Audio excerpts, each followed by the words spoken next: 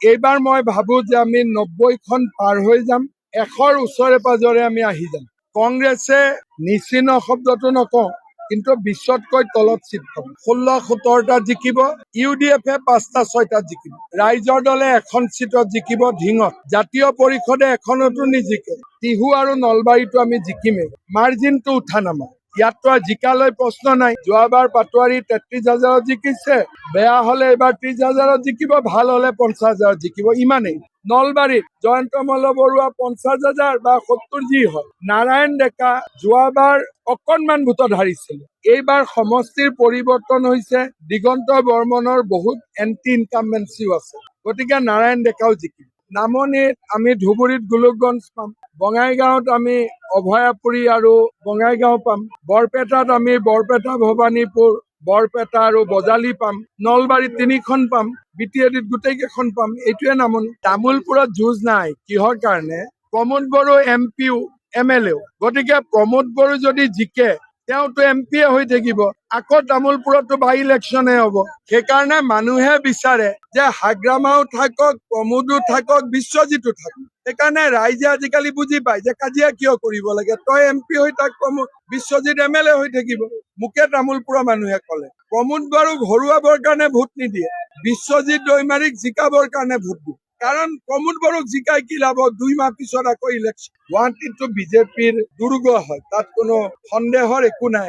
গোটেই কেইটা চিটতে 60ৰ পৰা 1 লাখৰ মাৰ্জিনত আমি জিকিম। ভগৱানে কৰিলে মোৰো মাৰ্জিন ভালেই হ'ব। বিজয় গুপ্তা 100% 75,000ৰ ওপৰত মাৰ্জিন জিকিব।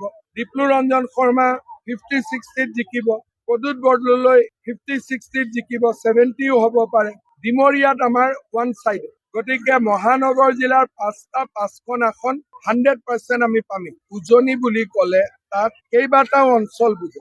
এটা হ'ল ডিব্ৰুগড় তিনিচুকীয়া, ডিব্ৰুগড় লোকসভা, তাতে কোনো কণ্টেষ্ট নাই। এটা হ'ল কাজিৰঙা লোকসভা গোলাঘাট, তাত কোনো কণ্টেষ্ট নাই। এটা হ'ল লখিমপুৰ লোকসভা, তাত কোনো কণ্টেষ্ট নাই। উজনিৰ 4টা MP চিটৰ অকল এটা MP চিটত কণ্টেষ্ট হয়, সেইটো হ'ল যোৰহাট। যোৰহাটত যোৱাবাৰ আমি লোকসভাত এখন আসনত লিড লৈছিলো, এইবাৰ মই ভাবো যে 4-5খন আসনত আমি লিড দিম। মই যোৰহাটৰ খবৰ ৰখা নাই, মই যোৰহাট কিজানি 6 তাৰিখে যাম, তেতিয়া মই গম পাম। ৰাইজৰ উৎসাহ দিনক দিনে বাঢ়ি গৈছে, আৰু ইমান উৎসাহ আগতে আমি কোনো ইলেকশ্যনত দেখা নাছিলো। বহুত ইলেকশ্যন মই খেলিছো, এইবাৰ মই ভাবো যে আমি 90খন পাৰ হৈ যাম, 100ৰ ওচৰে পাজৰে আমি আহি যাম।